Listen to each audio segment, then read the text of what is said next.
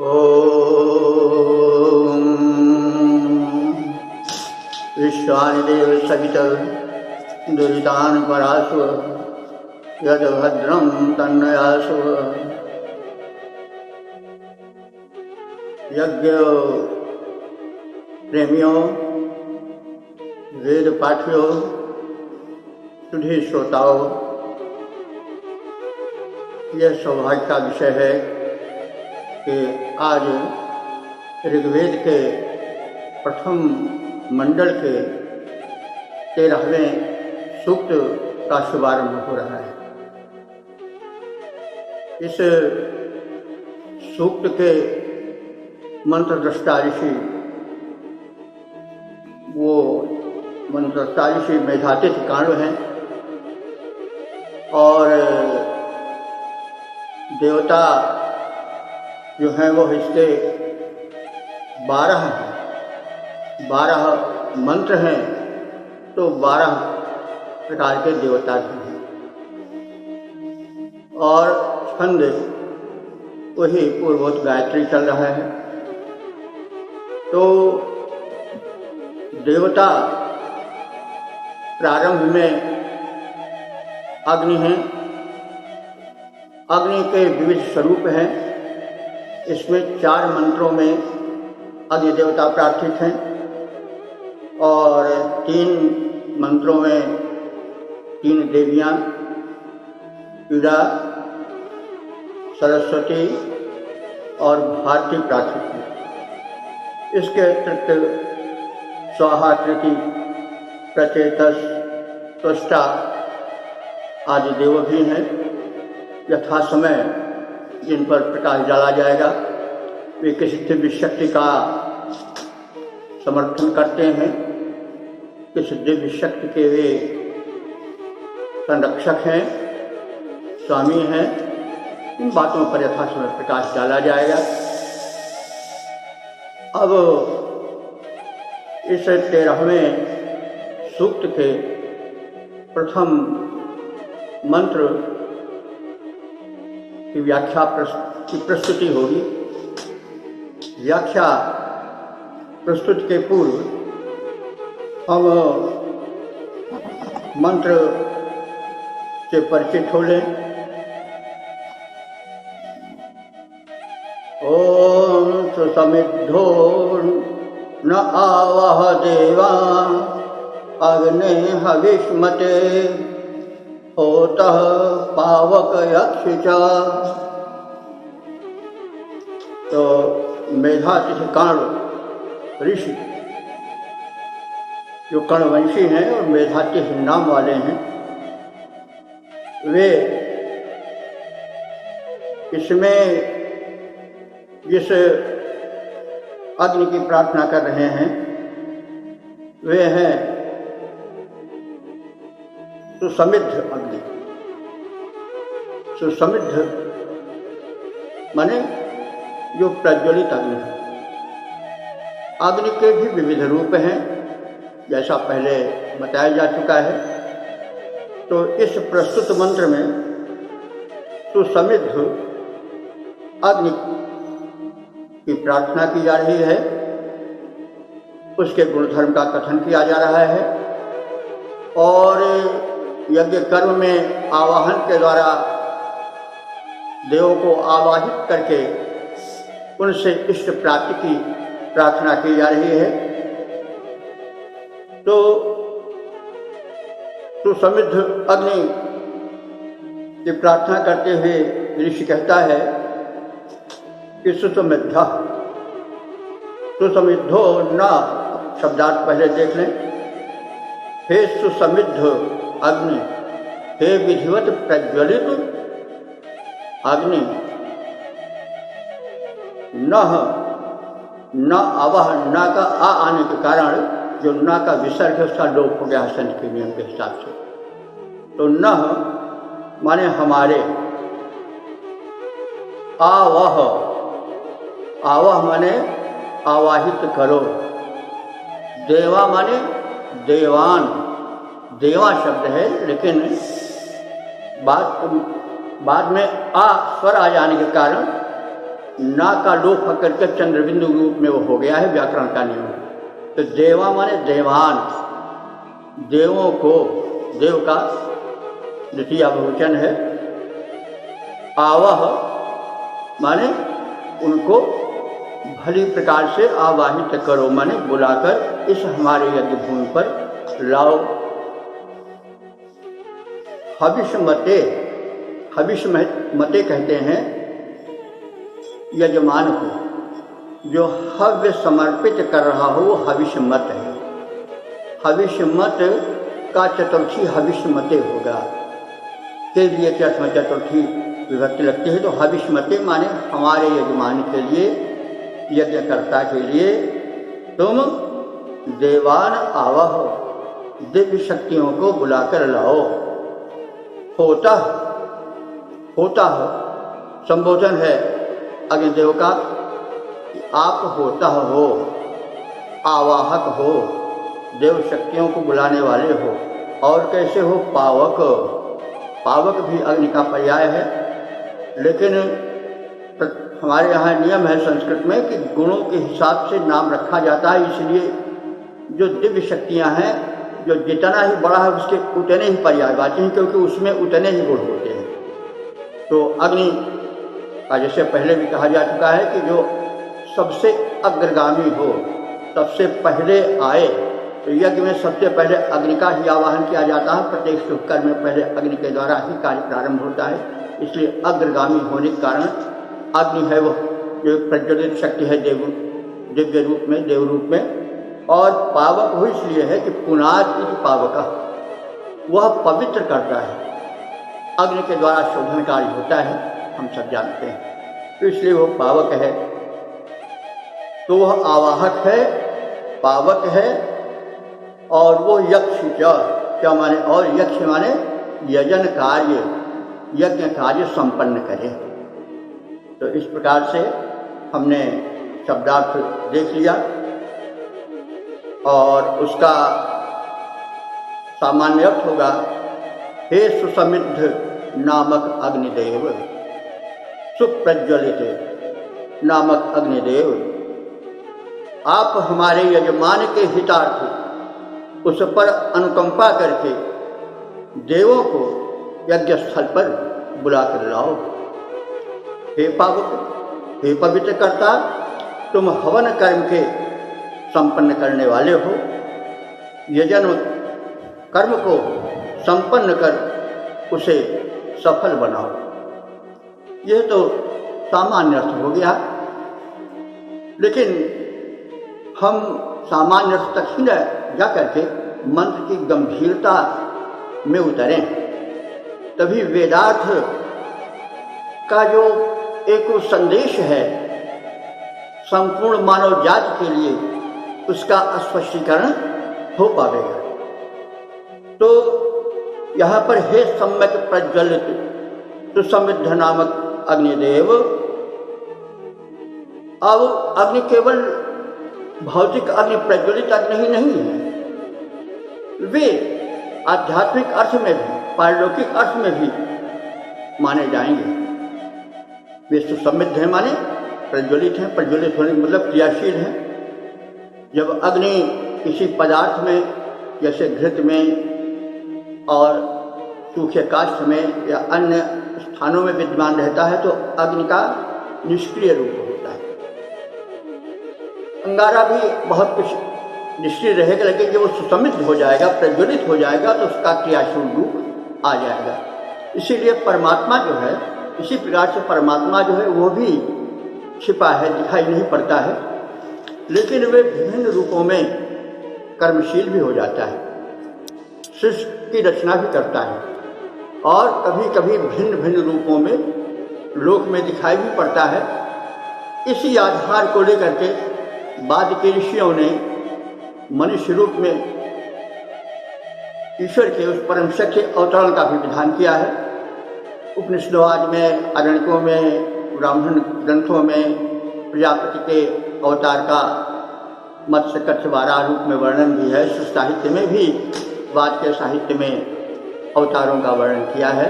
वो परमात्मा का सक्रिय रूप है। कहने का मतलब यह है कि अग्नि जब यहाँ परमात्मा के रूप में उपस्थित है तो उसके भी एक निर्गुण और एक सगुण क्रियाशील रूप का भी चित्रण किया जा रहा है। वह निर्गुण रूप में काश में व्याप्त है, तैलीय पदार्थों में व्याप्त है, लेकिन सगुण रूप में वह जब प्रकट होता है तो सुसमित हो जाता है, उस समय वह क्रियाशील हो जाता है। उसी प्रकार से जब ब्रह्म साक्षात प्रकट हो जाता है तो वो सक्रिय हो जाता है, लोक व्यवहार में लग जाता है, लोक रक्षण के लिए और लोक को उपदेश देने के लिए। तो हम सुसमित अग्नि से परमात्मा के सक्रिय रूप का आशय समझ सकते हैं। तो हे सम्यक प्रज्वलित अग्नि, सृष्टि संचालन के क्रिया में रत परमेश्वर, हे देवताओं दिव्य आत्माओं को आहूत करने वाले, अपने साथ लाने वाले और ला करके अवतरित होने वाले, हे देव, हे परम देव।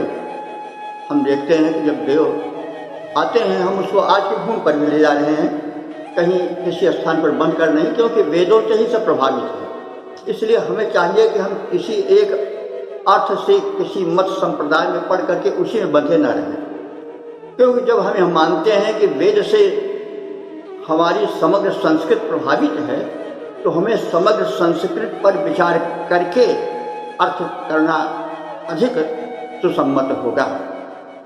तो जब वो परम शक्ति अवतरित होती है तो उसके साथ उसके अनुचर भी आते हैं, उसके साथी सहायक जो दिव्य शक्तियाँ होती हैं वो भी उसके साथ आती हैं। जैसे राम अवतार हुआ तो वानर भाल हुआ है, और हर अवतार में साथ लोग आते हैं जो दिव्य शक्तियाँ हैं। तो यह संकेत उसका यहाँ है कि तुम दिव्य आत्माओं के साथ आओ, और किसके लिए आओ? भविष्यमते, जो कि कर्म यज्ञ कर रहा है। उस साधारण यज्ञ के, आहुति वाले यज्ञ के अर्थ में तो जो आहुति डालने वाले यज्ञ कर्म को वातावरण या पर्यावरण के शोधन के लिए या किसी अपने मनोरथ की स्थिति के लिए कर रहा है, लेकिन जब हम उसको इस स्तर पर लेंगे तो ये कहेंगे कि हे परमात्मन, तुम दिव्य आत्माओं के साथ हमारे संरक्षण के लिए आओ, हमें जो याचित हमारे वरदान के रूप में कांक्षित कर्म है उसमें सहयोग देने के लिए आओ। तुम पावक हो, पावक लक्षणारूप में हम कह देंगे कि पवित्र करने वाले हो। परमात्मा तो पवित्र करता ही, उसमें कुछ कहना नहीं है। तुम पावक हो और पवित्र बना देने वाले हो। तुम यजमान के, अर्थात अपने भक्तों के, उपासकों के कर्म रूपी यज्ञ में हम जो करते हैं, जैसे वेद में भी कहा गया है यज्ञ श्रेष्ठतम कर्म, जो लोकोपकारी श्रेष्ठ कर्म है वो यज्ञ ही है।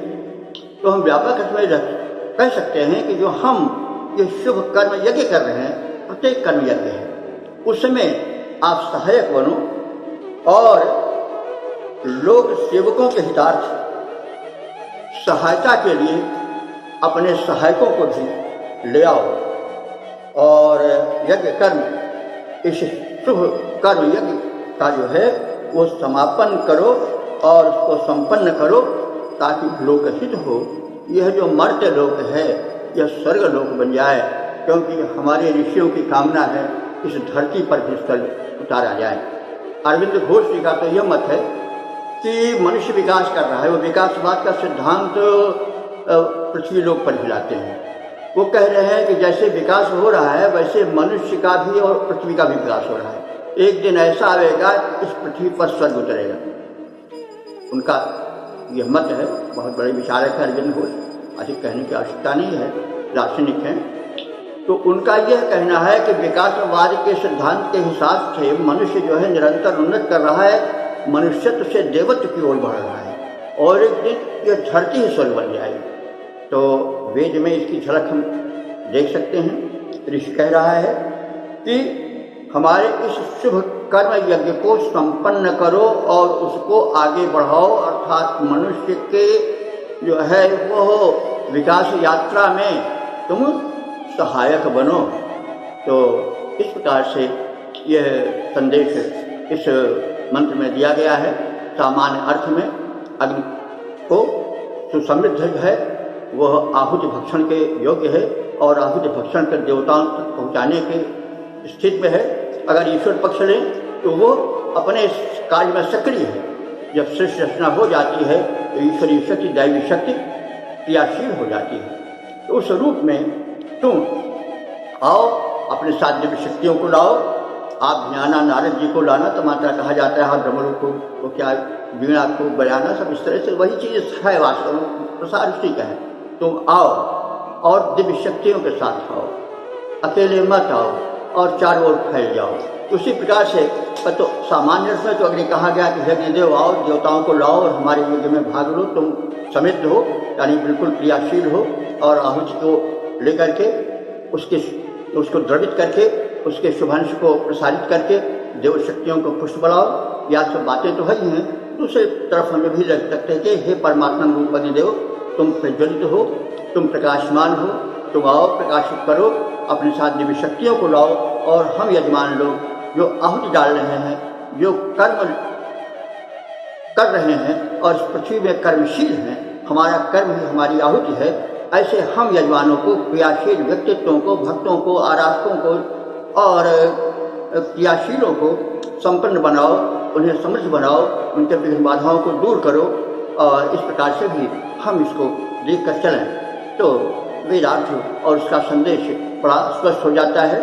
और इसमें सुसमृद्ध अग्नि से यह प्रार्थना की गई है कि वो हमारे यज्ञ कर्म को सफल बनावे और हमारी सहायता करे। इसका हम जो है वो इस प्रकार से भी पद्य रूपांतरण दे सकते हैं।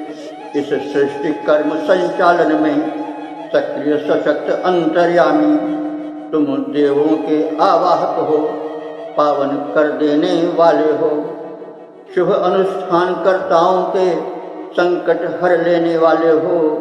शुभ यज्ञ कर्म में आ जाओ, शुभ यज्ञ कर्म में आ जाओ, उसको संपादित करो देव।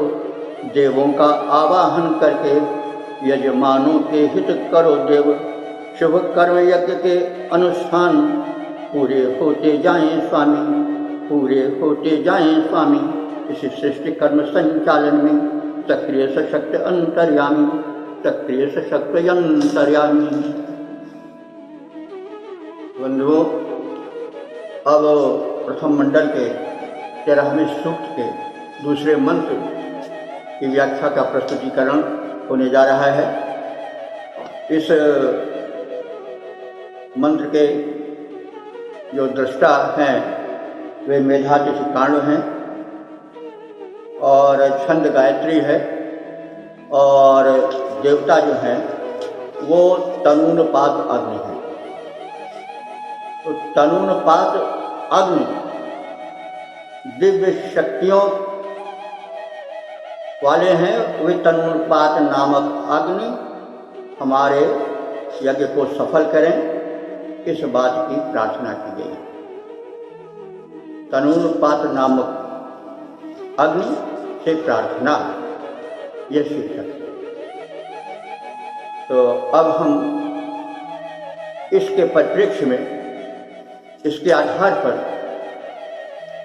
मंत्र का आशय समझें और विचार करें। मंत्र इस प्रकार से है।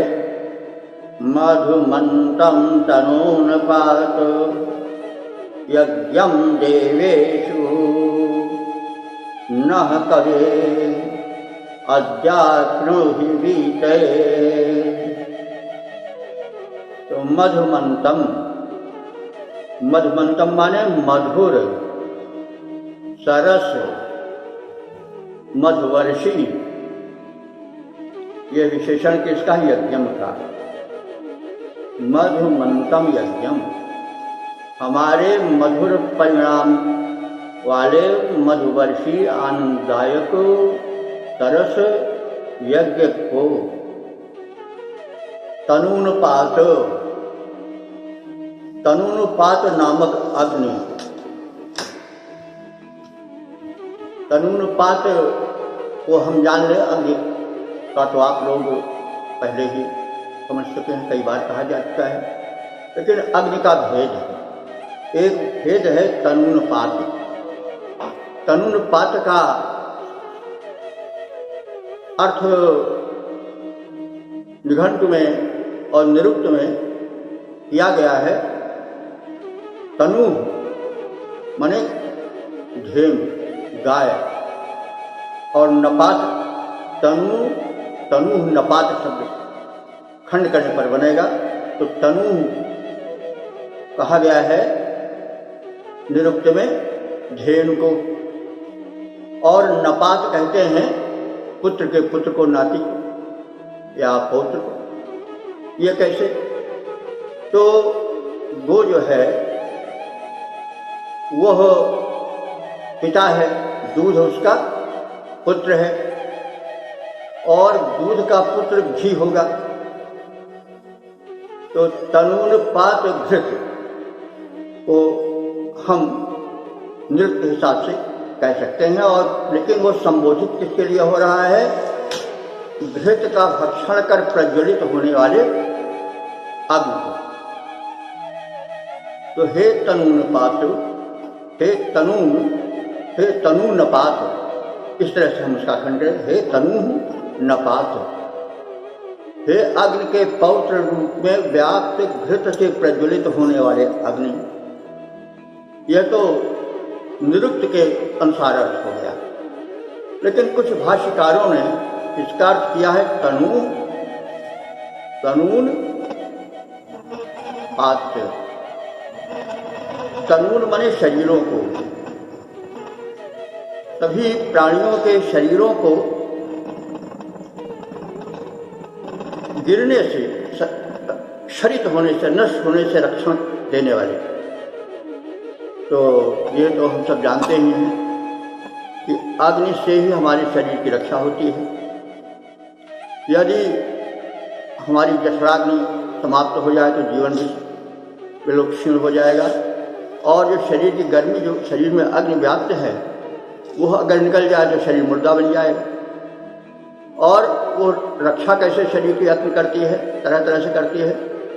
कहा जाता है कि 99 डिग्री सेंटीग्रेड का तापमान रहता है, अग्नि के द्वारा ही ताप होगा ना, तापमान रहता है, और 90 डिग्री में ही पानी खोल जाता है। तो शरीर में जो ऊष्मा रहती है, उस ऊष्मा से जो कृमि आते हैं, जिनके विषय में पहले भी कहा जा चुका है, वे उस अग्नि में उबल जाते हैं और नष्ट हो जाते हैं।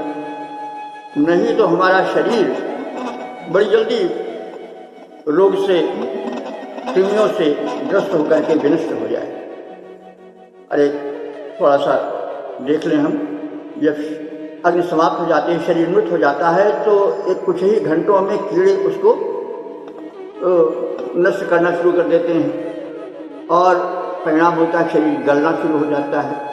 तो सब ये कहा गया कि तनूनुपात का अर्थ अग्नि का वो स्वरूप है जो कि अपनी ऊष्मा से शरीर को क्षतिग्रस्त होने से बचाता है और शरीर की रक्षा करता है। तो अब इस प्रकार से दो रूप में हमने तनूनुपात नामधारी अग्नि से परिचय प्राप्त किया। तो हे तनूनुपात, हे घृत से वृद्धि पाने वाले अग्निदेव, अथवा हे शरीर के संरक्षक अग्निदेव। उनका एक संबोधन है कवि। कवि, कवि का संबोधन है कवि। तो कवि कहते हैं मेधावी को, और कवि कहते हैं आनंद वितरक को। कम आनंदम वितरति कवि। कवि कहते हैं रचनाकार को भी, कवयति रचेत इति कवि। तो अग्निदेव तुम कवि हो, रचनाकार हो, और मेधावी हो, और रक्षक। तो हे कवि, हे तनूनुपात अग्नि, मधुमंतम यज्ञम, हमारे इस मधुर हव्यों से संपन्न होने वाले यज्ञ में आप अद्य आज आकृणु माने आमंत्रित करो, प्राप्त कराओ इन्हें देवों को। और देवेश माने देवों में न हमारे मधुर हव्यान को वीतये माने भक्षणार्थ, वीतये उपभोगार्थ, कृणुहि माने प्रस्तुत करो। तो हे कवे, हे मेधाविन अग्नि, हे तनूनुपात अग्नि नामधारी देवता, आज हमारे इस यज्ञ के रसपूर्ण सरस हव्यान्न को भक्षणार्थ देवों को प्राप्त कराओ। यह तो इसका सामान्य यज्ञ अर्थ हो गया। सामान्य का भी अपना महत्व होता है। जब अग्निदेव द्रवित करते हैं औषधि और सदन युक्त हव्यान्न को, तो वातावरण परिशोधन होता है। ये तो सामान्य प्रचलित अर्थ है। प्राय देखा जाता है जिस दिन हवन होता है उस दिन जो है मच्छर वगैरह बहुत कम हो जाते हैं। ये तो सामान्य हुआ, लेकिन इसका जो छिपा अर्थ है, जो एक ऐश्वर्यवाचक अर्थ है, वो यह है कि अग्नि का एक गुण शोधन है, इसलिए वो पावक है। वो शरीर का शोधन करने से और शरीर का संरक्षण करने से तनुपात है। वो यज्ञ द्वारा वर्धित होता है, इसलिए भी तनुपात। यज्ञ स्नेह का भी वाचक कहा जा सकता है, या है भी माना भी जाता है। तो वो स्नेहिल वातावरण कर देता है, इस अर्थ में भी हम इसे ले सकते हैं। और वो यज्ञों में जो सेव्य हव्यान्न है उसके भोग के लिए देव शक्तियों को बुलावे, दिव्य शक्तियों को अवतरित कराए और मनुष्यों के शरीर का वो रक्षण करता रहे तनुपात के इस अर्थ में। और यज्ञ को, शुभ कर्म रूपी यज्ञ को देवेश माने देवों में और विद्वानों में उसको विस्तृत करे। देव का अर्थ विद्वान भी होता है, यह सर्वविदित है। और वो जो है वो वायु वनस्पतियों को शोधित करे और शरीर का रक्षण करे। और हे तनुपात, उपयुक्त गुणों से समृद्ध मेधावी अग्निदेव हमारे इस मधुवंशी यज्ञ कर्म में दिव्य शक्तियों को आहूत करके उन्हें मधुर भविष्यान का उपभोग कराएं। हम जो देवों के प्रसाद से फल फूल अन्न रूप में प्राप्त कर रहे हैं वो मधुर हो, ताकि उस मधुरान्न को हम उन्हें समर्पित कर सकें। पहले भी कहा गया है कि मनुष्य दिव्य शक्तियों को अपने द्वारा पोषित करता है और वे पुष्ट देवता जो यज्ञान्य से पुष्ट होते हैं वे हमारा पोषण करते हैं। परस्पर भावयंता हुआ कहा गया है कि हम दिव्य शक्तियों को पुष्ट करें और दिव्य शक्तियाँ हमें पुष्ट करें, और परस्पर सहयोग से हम इस भूतल को स्वर्ग बनाएं। ये पहले भी कई बार कह जा चुका है और ये बार बार स्मरण इसलिए दिलाया जाता है कि हम इस कर्म को मत भूलें, क्योंकि बड़ी आवश्यकता है। इस समय वातावरण का प्रदूषण हो रहा है और दिव्य शक्तियाँ जो है क्षरित हो रही हैं, दुर्बल पड़ रही हैं, इसीलिए स्वास्थ्य खराब जा रहा है, इसीलिए अन्न में रस नहीं, आनंद नहीं रह रहा है। और फिर जो संदेश देता है कि हमारे सरस हव्यान का, रसपूर्ण हव्यान का सेवन करो, वो भावना जाती रहती है। तो इस कारण से ये कहा जा रहा है कि आज हमारे भोगार्थ देवों के लिए हमारे मधुर हव्यान का उन्हें सेवन कराने के लिए हे अग्निदेव बुलाओ। आप तनुपात हो, आप कवि हो, दिव्य हो और इस यज्ञ रूपी शुभ कर्म में हमारे सहायक बनो। तो इसका हम इस प्रकार से पद रूपांतरण दे सकते हैं कि तनु रक्षक हो तुम तनु न पातो, हे अग्नि देवता आ जाओ। शुभ यज्ञ कर्म मधुवर्षी है, शुभ यज्ञ कर्म मधुवर्षी है, संपन्न हो रहा देव आज। उपभोग करें मधु भविष्यान, गुणपूरित देवों का समाज। उपभोग करे मधु भविष्यान, गुणपूरित देवों का समाज। दाता दिव्यात्मा देवों तक, दाता दिव्यात्मा देवों तक यह सरस हव्य तुम पहुँचाओ, रसपूर्ण हव्य तुम पहुँचाओ। तनु रक्षक हो तुम तनु न पातो। हे अग्नि देवता आ जाओ, हे अग्नि देवता आ जाओ।